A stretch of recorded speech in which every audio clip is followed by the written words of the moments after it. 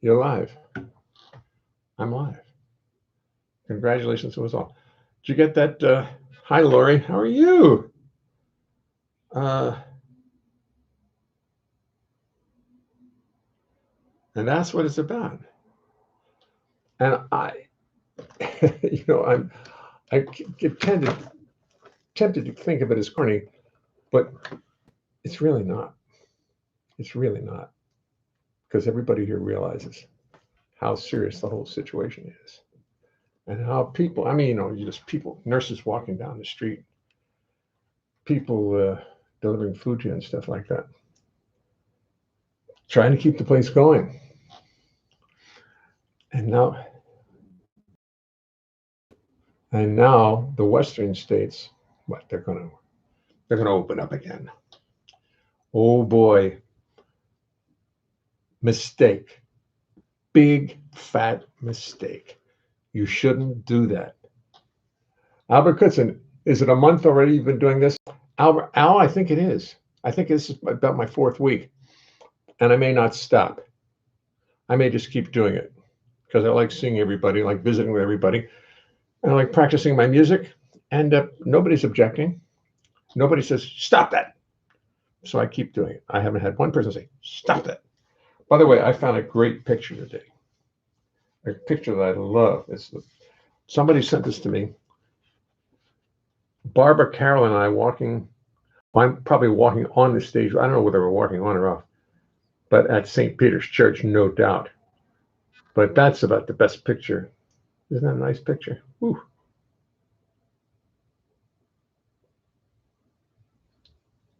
It's nice. Found out today. Hello, Barbara. I like my look too. Look at my look. I'm just like almost defiant. Well, look at here. Look at that look on my face. Yeah? What do you think? Yeah? They were applauding. I guess that was just the look on my face. Well, that's nice.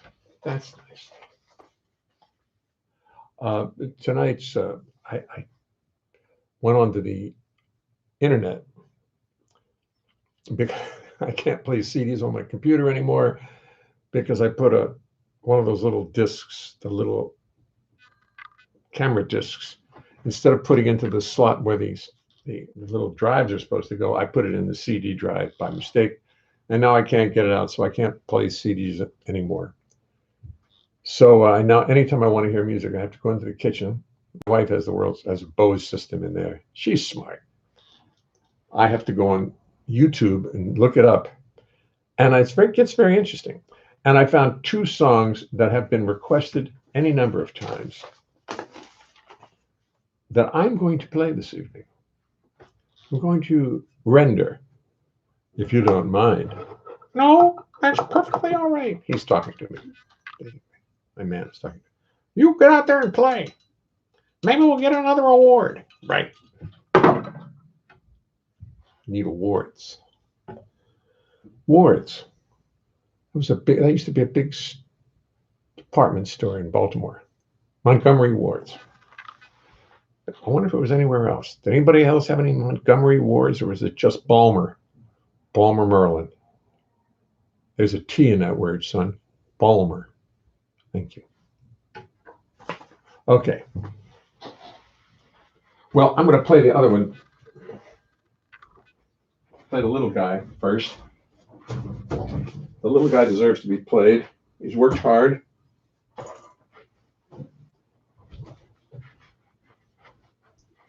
He's not so little either. Let's see if they're in tune with each other.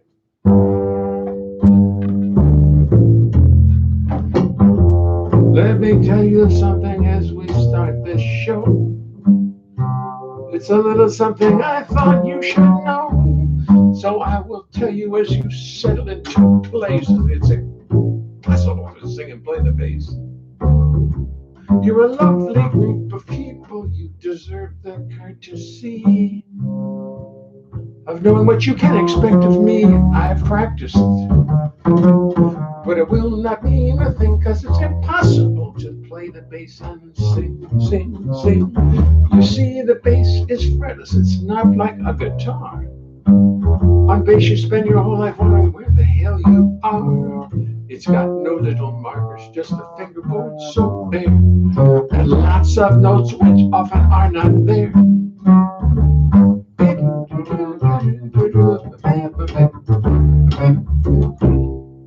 Then when you start singing, you've got lyrics on your mind, and the notes on bass become impossible to find. To remember lyrics, melodies, bass lines, and chords is no less a miracle than Lord's do. So as I make 1,000 errors, sit there and be kind. Do not throw tomatoes at me, keep this all in mind. Remember this is serious, remember this is art. Remember this or I will fall apart.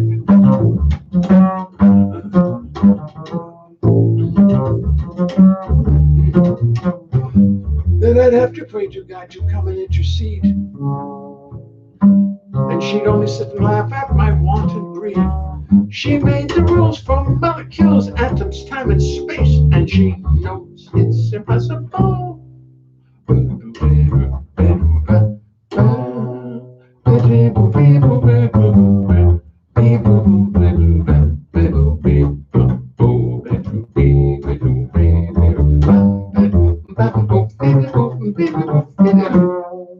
To sing and play the bass. I like to practice my diminished runs in that song, you may have noticed. By the way, I just want you to know that this stand light that I'm using tonight, this stand light, which is 2 lights, anybody see? I'm going to lose all my music if I do it. Was given to me by Beth Ertz, the great Beth Ertz, piano player, writer, arranger, raconteur, who moved here from California, and where she wrote for films and with Elmer Bernstein and people like that. And she now lives right down the street from me, and we do the occasional gigs together. And she's going to, well, I'm not supposed to tell you, but she probably will have a live show soon on Facebook, probably. So I'll let you know when that happens. But don't say I said anything, because if she's not here now, she asked me not to say anything, but you can't ask me to say anything, not to say anything. People have asked for this song. This song was on an album that became a big hit, well played in Japan. And people in the Japanese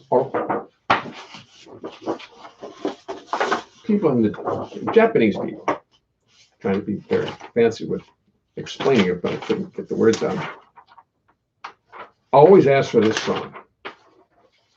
So what happened was, Grady Tate came back from, when I was playing at the Blue Note, Grady Tate was, he came in one night, we were doing brunches there, and he came in and he looked all shook up. He said he just got off the plane from Japan, and he had just gotten off the plane. I mean, he was not in great condition, but he was fine. And he said, I was just in an earthquake in Japan, and I swear to God, I thought I was going to die. And he talked about it, and I went upstairs before we played the first set and wrote the following blues, which we recorded on an album called There's Going to Be Trouble, which of course you can get iTunes anywhere you want if you really want to get it. And I know you do. I actually have it somewhere. I'm going to show it to you tomorrow. I have a bunch of actual LPs. This album was made by Sunnyside Records, and who made my last one. I have to let them know that I'm fully aware of their business. And this is the song I wrote for Grady in his earthquake.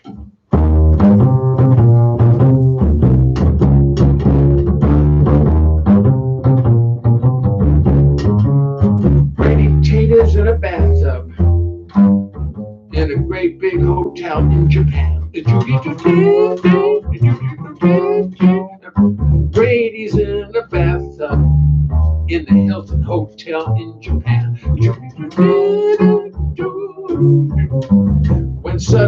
water starts a sloshing round like sauce in a saucepan. Great is in an earthquake. The building starts a death-defying sway. Whoa, whoa, whoa. Great is in an earthquake, and his face is turning ashen gray. Great is in an earthquake, and he knows that this is gonna be his judgment day. Yes, yes, yes, yes. A poor Grady.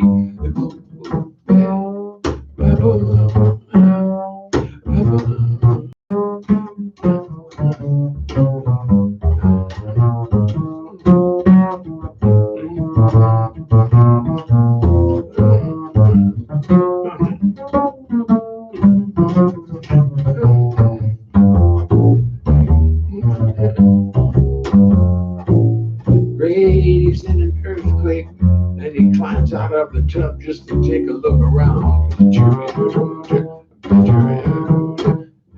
Oh, the building, it is swaying, and the beams are making one god-awful sound. And soon Grady is so sure that he'll be crashing 18 stories to the ground. Oh, poor Grady, poor Grady. He's in an earthquake, and he knows he's going to hear the trumpets call. Poor Grady is thinking what's going to happen if he should survive the fall. Because he knows he will be walking through the streets not wearing anything at all. Yes, Grady's in an earthquake, and the building's in a death-defying sway. Grady's in an earthquake, so he starts to kneel and starts to pray. Sweet Jesus, let me find my clothes. I don't want to be undressed on Judgment Day. No, no, no, no, no, no. Grady's in an earthquake.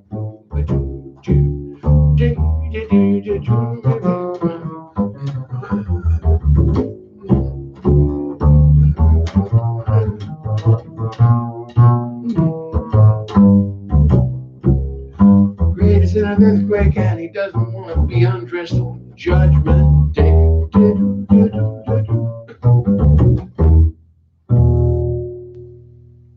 Ooh. I'm playing in between the cracks. I managed to wander in between the cracks between real E flat and real D, and was playing like E flat, sort of up about an eighth of a tone. Because every time I play open strings, they sounded very wrong. So let's see what. Oh, that's the problem.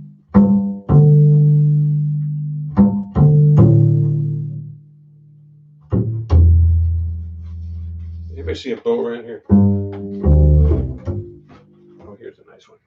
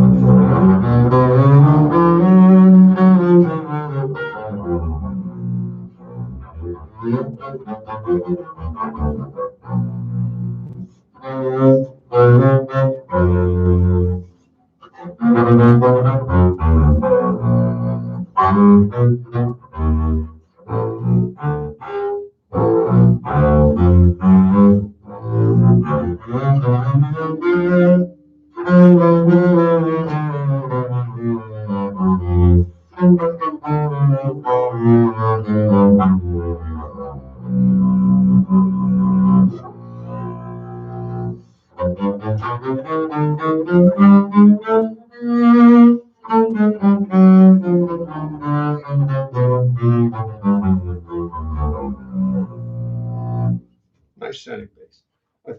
I should turn the volume probably down on YouTube a little bit, because every time I do it, it's too loud. Computer says, "Oh, we got to give them hell. Let's give them all the volume we can." So let's see where it is tonight. No, it's pretty reasonable, but I'm going to put it down here just in case. So if you have to turn up a little bit on YouTube, by all means do. So that's Grady's in a bathtub.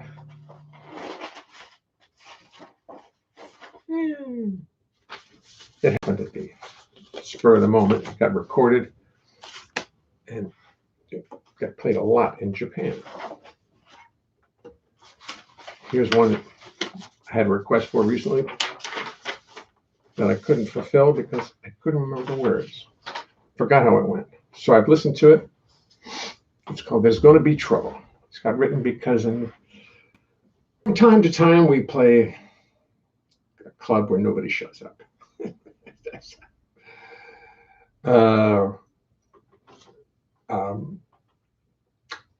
I heard somebody was telling about a friend who's a jazz musician. He says he's getting all this money from the government. He says, this is the most money I've ever had.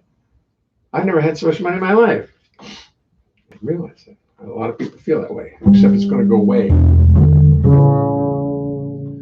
I mean, I showed you the pictures of Noctambula where Tomoko and I played for 4 weeks, four nights, and we drew 9 people. And this one happened at another place downtown where I didn't do very well. About 30 years ago. It was the Cookery, back when there was the Cookery. So I went home and wrote the following song.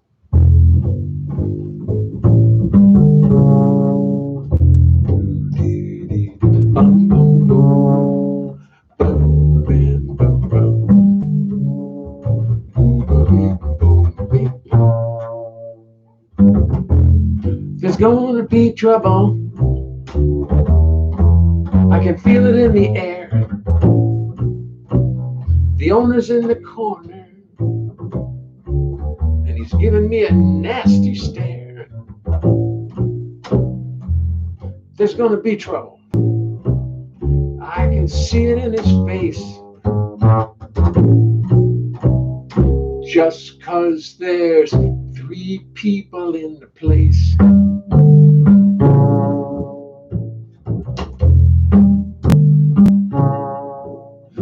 So I give him my best excuses.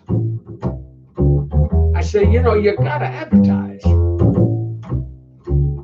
He says if I were famous, they'd be here. Oh, the look in his eyes. There's gonna be trouble. And this is where there's gonna be trouble. And this is where it starts. He's talking to the waiters, handing out the poison darts. There's going to be trouble.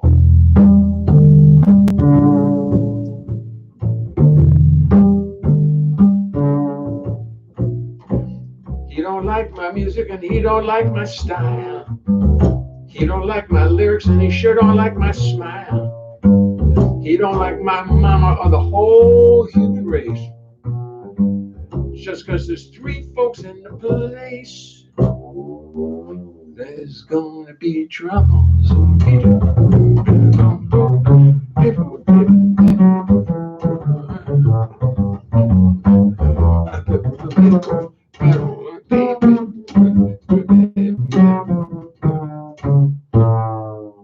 There's a room up there. Oops. I say, boss, I'm really sorry. There's no one here tonight. But the moon is full, and all my friends are outside soaking up the light.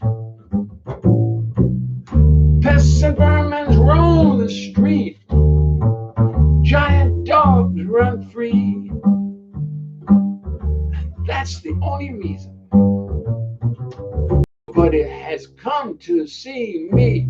There's going to be trouble. Whoa, whoa. Lots of trouble. Whoa, whoa, whoa, whoa, whoa. There's a room of empty tables, a room of empty chairs, a room of idle waiters, and a room of nasty stares. Candles on the empty tables flicker in the breeze. Won't somebody find a way to end my miseries? Oh, the cook is smiling at me, teeth are flashing gold, fondling a butcher's knife so shiny, white, and cold. People passing by outside with faces dull and vague, looking like if they came in, they'd surely catch the plague. Oh my. The owner's looking out the window, looking oh so glum. He don't like my music, he don't care where I'm coming from. No, no, I just better pack my tent and slip right out of here. The signs are very clear, there's gonna be trouble.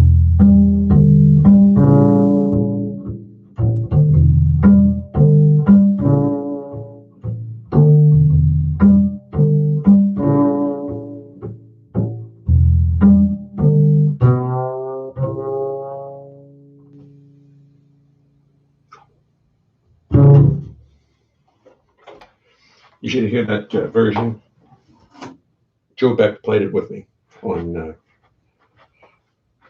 a Sunnyside record called There's Gonna Be Trouble. And Joe sounds gorgeous. Gorgeous.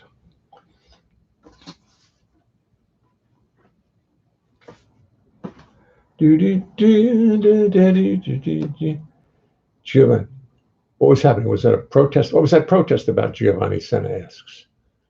Howard Gloucester is watching. Michael Berkowitz is watching. Michael Berkowitz, how about that? What happened? What'd I do? Oh, there they go.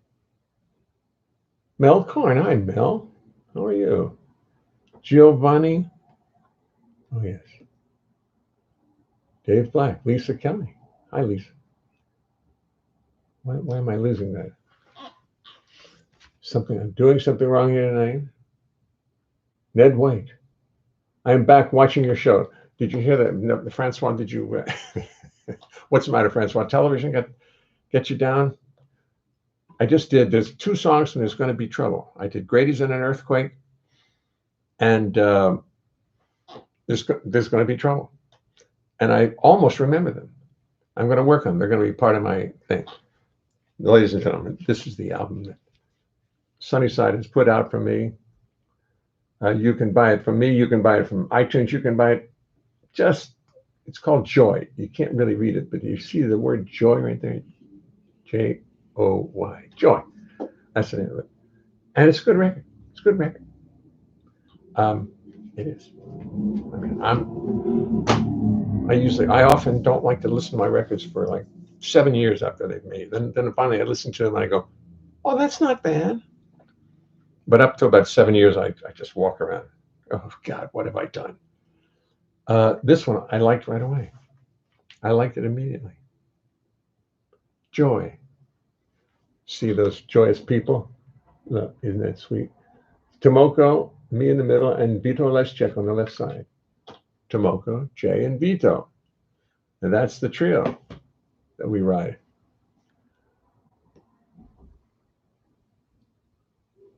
Mike Medler. Nancy Reed. Hey, from me and Dancer. Nancy, I keep thinking you're sitting in the Deer Head Inn at the bar all by yourselves in the dark with a television, with an iPad or something. Also on Sunnyside, everything's on Sunnyside. Oh yes, it's all on Sunnyside. Thank you very much. Recorded in 19 yesterday. Francois with the great Joe Beck on guitar. Yes.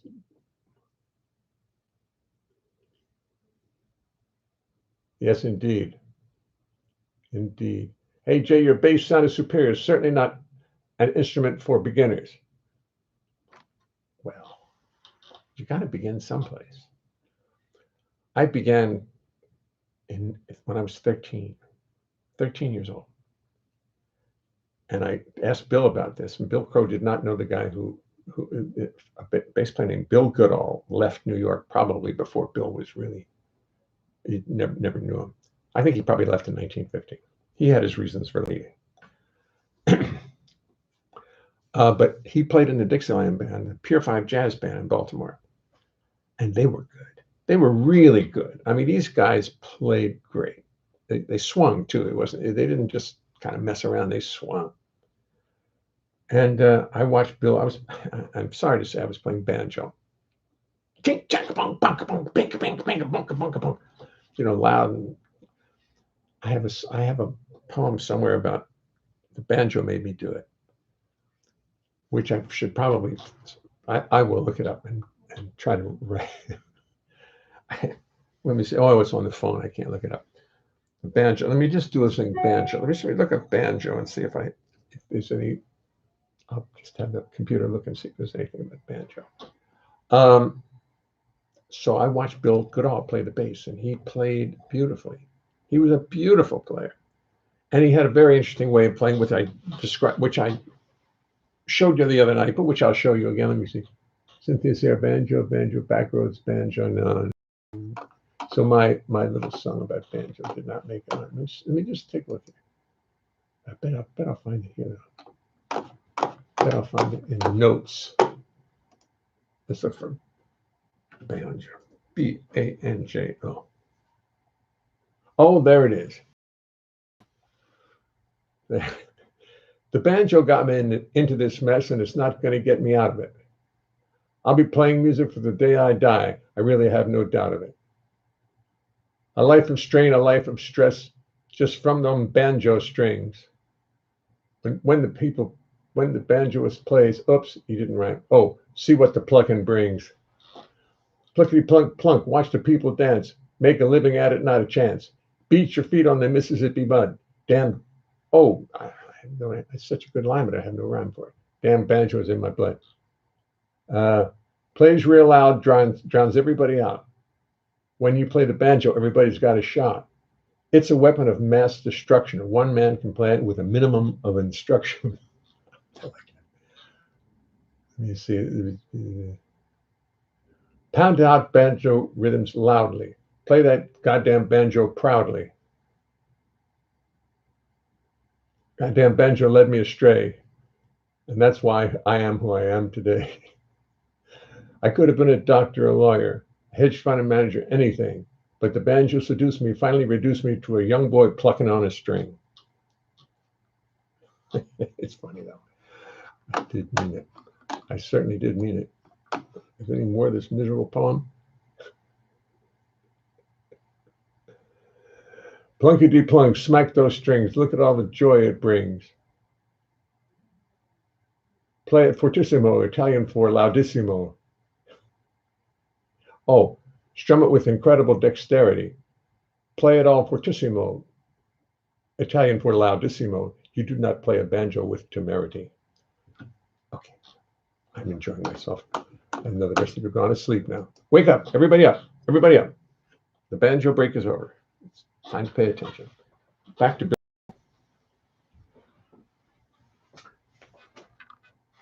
Anyway, so I watched him play.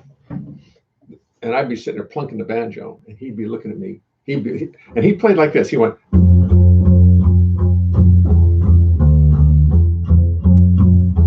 That's how his hand was. And so the first note, this.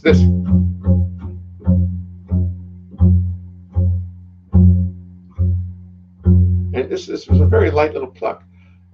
And I was, soon I had started to listen. So I started off playing like that. Then I heard Ray Brown going. And I heard Bill Crow going.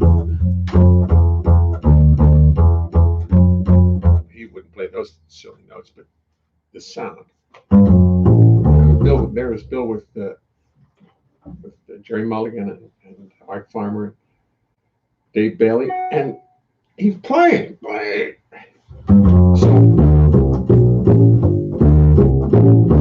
So I know I didn't, but it's relaxing.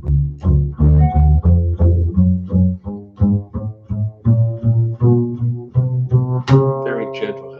It's gentle. And that was how Bill Goodall played. Well, while I'm up, seeing as I've got the bass in my hand, I did have a request for the song about Mel Torme.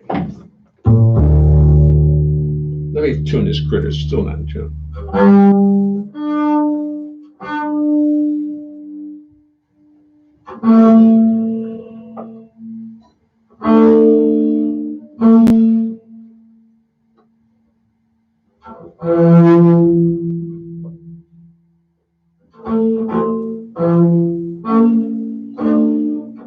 I'm not convinced. Okay,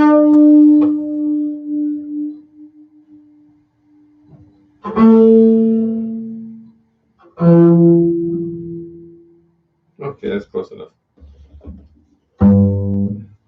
So anyway, I was working with Mel Torme, and we were playing in Washington, D.C. at Blues Alley. And I decided on the last night of the gig to come up to New York.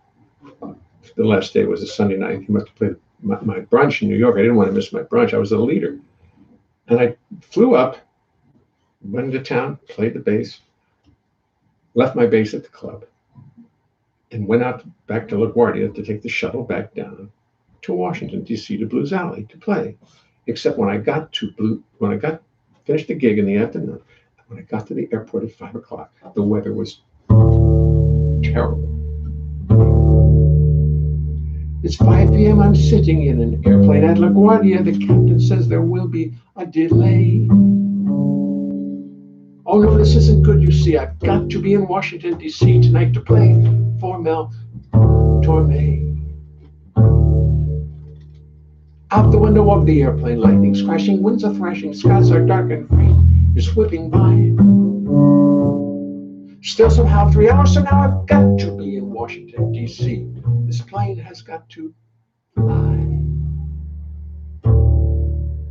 I did not tell a soul last night about my little New York flight. I knew that I could make it back in time. But now it looks like Mel Torme may play tonight without the bass. And let me tell you, that would be a crime. That would be a crime.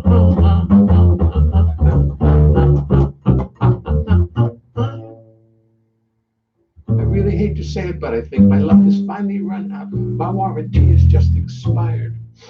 Because if I am not in Blues Alley tonight at 8 o'clock and playing bass for Mel Torme, I will be fired. You see, I really like this job. We always have a lot of fun and everybody gets along real well. We play a lot of real nice music. I get lots of solos. And now I'm going to just take it all to hell. Now I'm going to beat it all. Now blow it all to hell. Now I'm going to blow it all to hell. It's going to be curtains with Torme. I'm very sad to have to say I will be history. I will be gone. So as the plane just sits right here, I'll figure out a new career. But adios, Mel. I'll be moving on. I'll be moving on.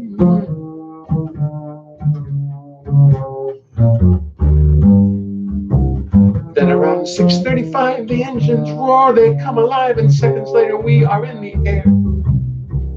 I begin to think that there's hope that I may somehow make this gig tonight, or do I even dare?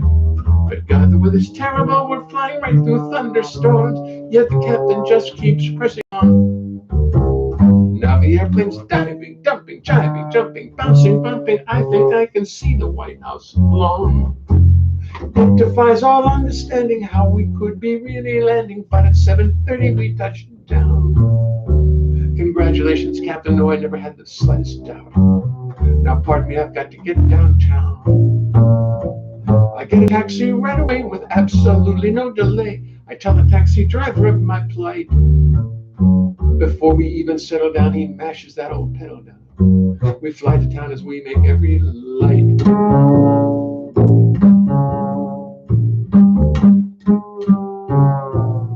8 o'clock, we reach Blues Alley. I walk in quite casually, as if I were under such duress. I saunter through the restaurant trying to look nonchalant, but inside, I am a total mess. I see the show has not begun. They're waiting for me. Isn't this fun? I don't think I'll survive.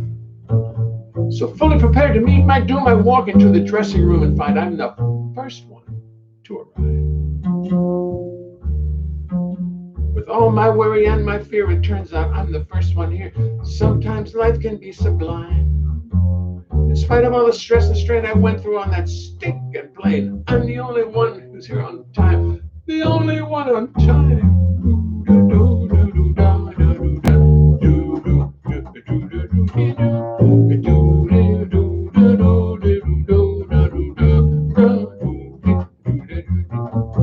Then around 8:35, the others frantically arrive, apologizing all the way. They're rushing around. They're in a panic like musicians on the Titanic. I tell them, fellas, it's okay. Everyone, including Mel, is rushing around upset as hell on me. I'm as calm as I could be. Yeah, I almost blew the skig. I almost screwed up really big, but now I'm Mr. Punctuality. I was absolutely certain I would never make this curtain. This gig would be the death of me. I could feel the noose around my neck. I was a total nervous wreck, but now, Mr. Punctuality. It's 5 p.m. I'm sitting in an airplane on LaGuardia. The captain says there will be a delay. Oh no, this isn't good, you see. I've got to be in Washington, D.C. tonight to play for Malcolm. And I am on time and everything's okay. And I'm going to play for Mel. Torme.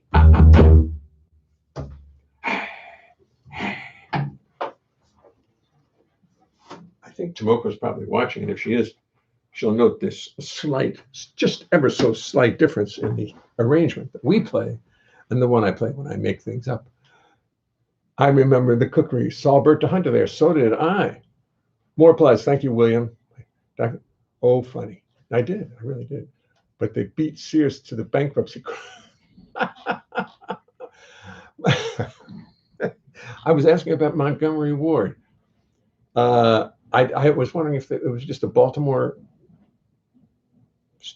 department store like Sears or not. And Albert Kutzen, who happens to have been my our company accountant and our personal accountant for many years, 25, 30 years, something like that. He says, no, you're talking about Montgomery Ward. He says, no, but they beat Sears to the bankruptcy court. They did this. Yes, good. That's right, Montgomery. Oh, I'm sorry to hear that. Oh, just things keep on changing for youth. There was a golf course I used to play when I was a kid that was down near Annapolis.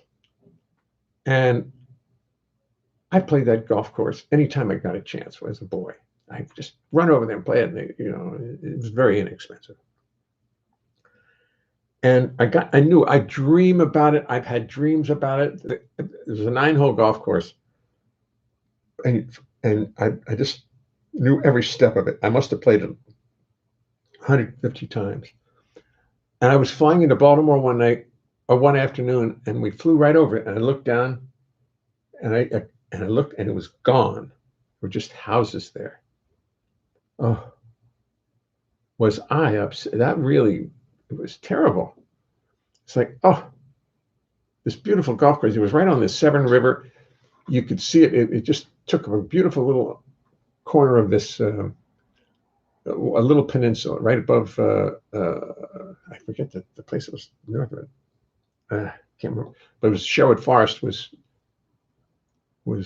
north of it, and south of it was not Severna Park. It was, I forget the name of that place. And they had music there and bars and great fun. It was terrific. Oh, I never went there, but I actually never did. But I flew in over it, and the golf course was gone. And it were just houses. I said, oh. And I just felt angry, that people should want to make money and build houses and tear down golf courses. Terrible. Just awful. Just awful. Michael Clemente is watching. Let's see what Jan Stevens is watching. Yeah. What song of yours was the least favorite of the... Which song of mine is the least favorite of the Japanese? Doug Romoff wants to know. Well, I'll have to find out. I'm sure...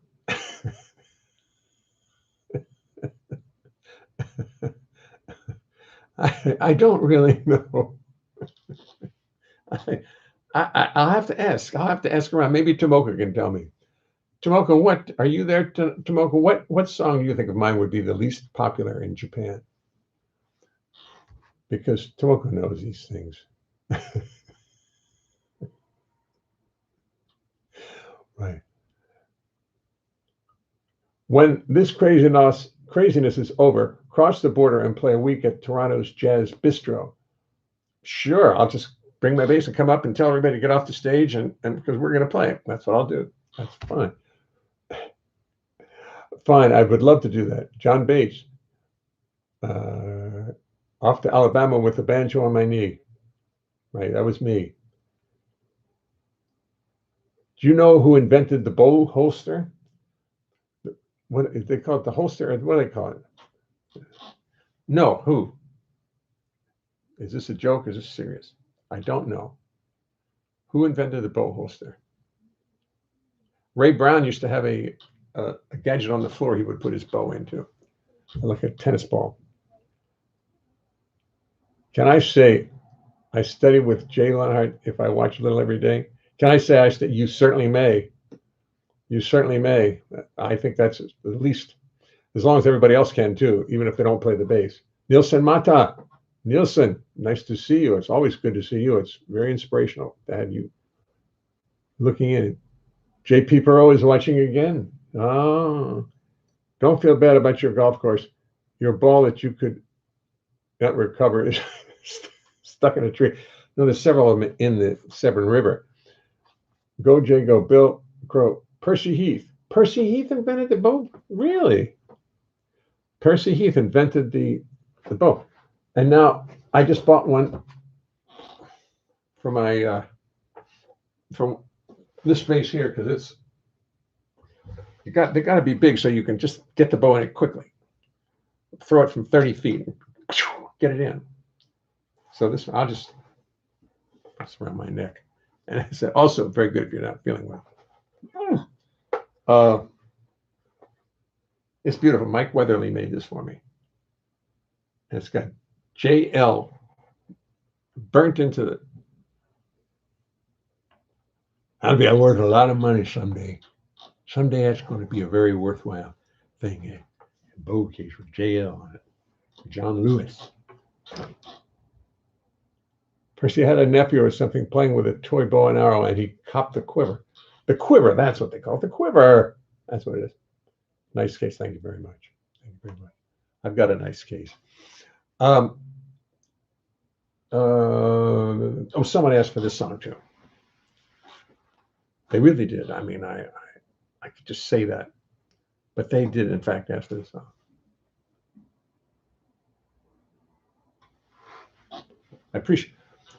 Let me see. We have 10 people on YouTube. 1, 2, 3, 4. 4 of them are writing. The other 6 are shy. Come on, other 6 on YouTube. Say hi. Let us know who you are. Don't be afraid. I'm going to keep playing this instrument.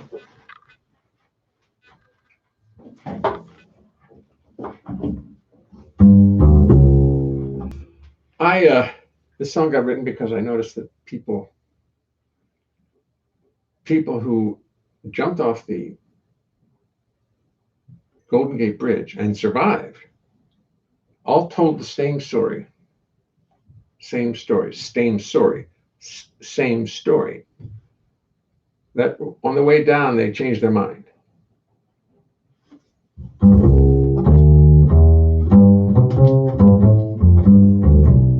Very few have lived to tell the story. There's not a lot of them around. So when they talk, I think we ought to listen very carefully, for what they have to say might be profound. People who've jumped from the Golden Gate Bridge and then survived the fall are very hard to find. One man tells us just what he was thinking as he fell, what was going through his mind. First of all, he says he jumped quite quickly, without a hint of indecision. He did not linger, did not wait, didn't stop to meditate, but jumped with purpose and precision. But as he fell, he says he got to thinking, as any self-respecting jumper might. In fact, he says his mind went into supersonic hyperdrive, hastened by the nature of his flight.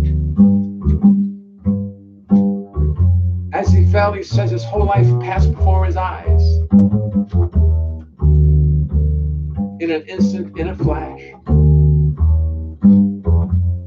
That was when he did decide perhaps he jumped too quickly. Perhaps he'd been a little rash. As he fell, he says his whole life passed before his eyes.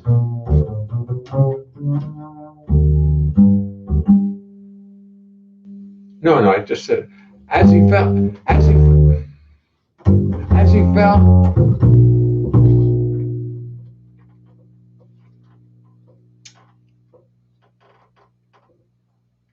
as he fell, he realized that for every problem in his life,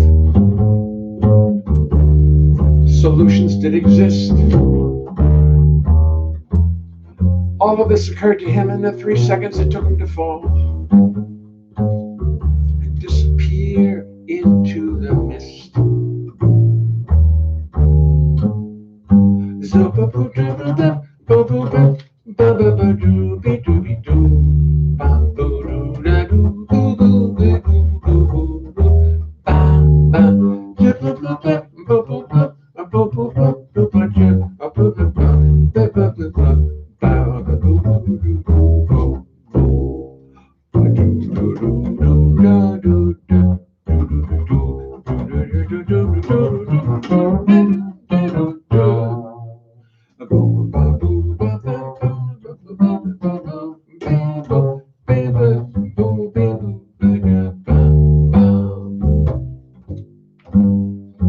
As he fully realized that for every problem in his life,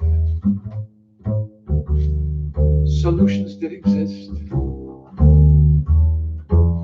All of this occurred to him in the 3 seconds it took him to fall and disappear into the mist.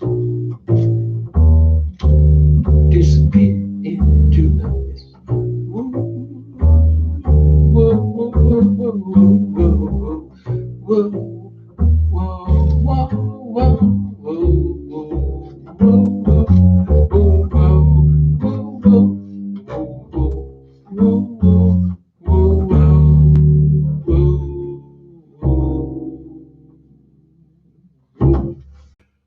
So I wrote that, and who knows, maybe somebody will listen to it and change their mind, and I will have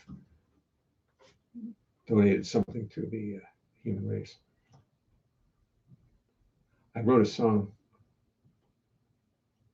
I'm not going to talk about that. I don't even know it. I'm not going to commit myself to a song that I know I can't perform. But it's been years. I've never performed it.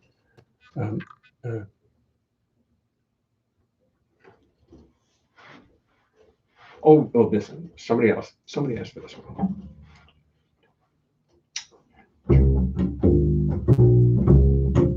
See, what happened was I was caught in a traffic jam.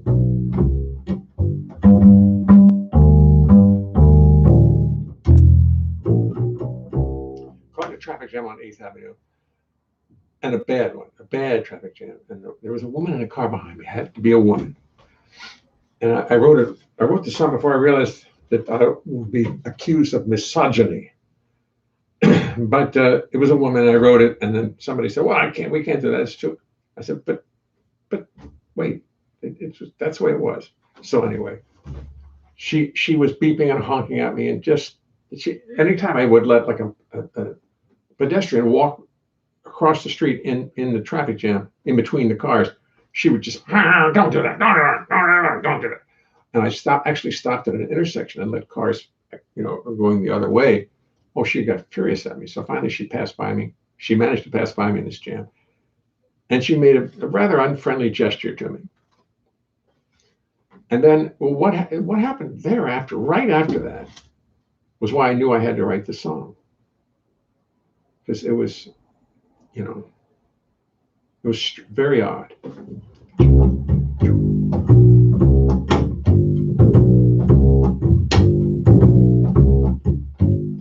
You question me, you take me to task. What is Schadenfreude, you ask? Why do people find it so appealing? Well, Schadenfreude is a dark little void where you feel overjoyed at someone else's misfortune. It's not a generous feeling. Schadenfreude happens deep inside. It's a feeling we try to hide, this finding pleasure in another's pain. But I must admit to having enjoyed a recent moment of Schadenfreude, which now I will try to explain.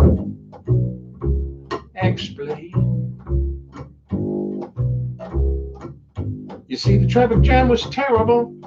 Some found it unbearable. Patience was wearing very thin. The lady in the car behind me honked and honked just to remind me, don't let anybody else cut in. She honked and honked, her venom flowing, honked and honking, patience growing. She was not to be dismissed. Nonetheless, I did not react. I almost found it funny, in fact, as I watched her pound the dashboard with her fist. With her fist. So here we are stuck on 9th Avenue while I am attempting to have a new attitude about things like moments like these. While she sits behind me for 2 hours fuming, I sit her pondering spring flowers blooming, pistil stamen, birds and bees.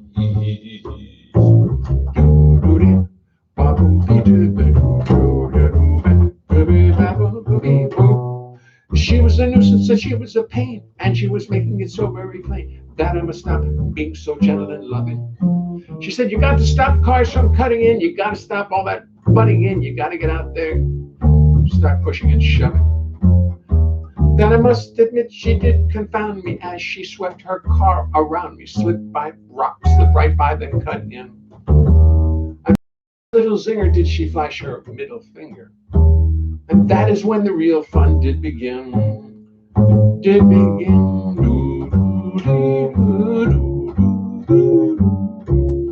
With her insides churning and her road rage burning, she pulled right behind a big truck turning, resulting in a moment so bizarre. Because as it turned, the truck's rear fender did slowly, carefully, surgically render complete destruction to the front end of her car. The mashing and bashing did not happen quickly. No. The mashing and bashing did not happen quickly. No. It was slowly and sickly. Oh, the gnashing of teeth and the bending of steel. It would be a total lie if I should even try to deny the Schadenfreude I started to feel.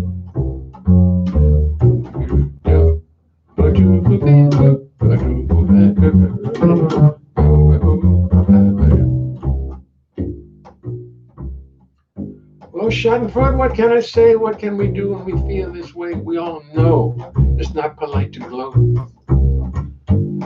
But sometimes when under attack, the fates will toss the enemy right back down the castle wall into the moat. Oh, Schadenfreude, what? It is not nice for such a feeling we pay a price. Is it nice to take pleasure in another's pain? I only hope this instantaneous payback doesn't prevent her from finding her way back to a more harmonious refrain.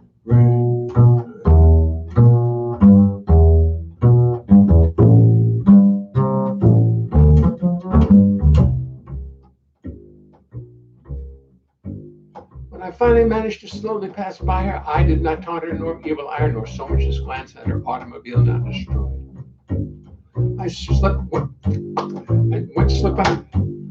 passed by the spot where it all occurred with nary a glance nor discouraging word, but oh my, Schadenfreude.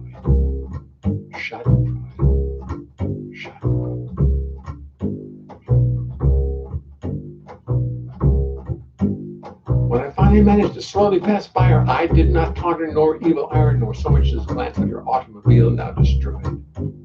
I passed by the spot where it all had occurred with nary a glance nor discouraging word, but oh my, Schadenfreude. Whoa.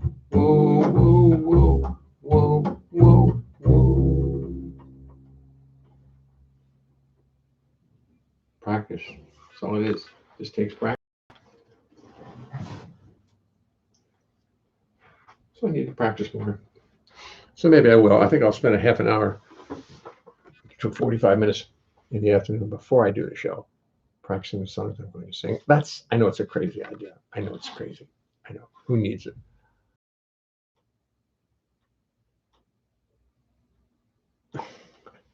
Judy Schlesinger says, Jay, do some of the songs you did with Blossom Dearie. Well, I'm afraid I don't want to get into a copyright snitch with YouTube, which is why I'm doing all my own music. Because every time they say, "Wait a minute, you can't do that," so I said, "No, I wrote it. It's mine, 100%. Look it up." And if I do some Blossom Dearie songs, of which I loved, all of which I loved, I'll hear about it. Unless I call up, I don't know who the hell would call it to get permission for that. And frankly, I'm not going to do it. I'm not going to call it.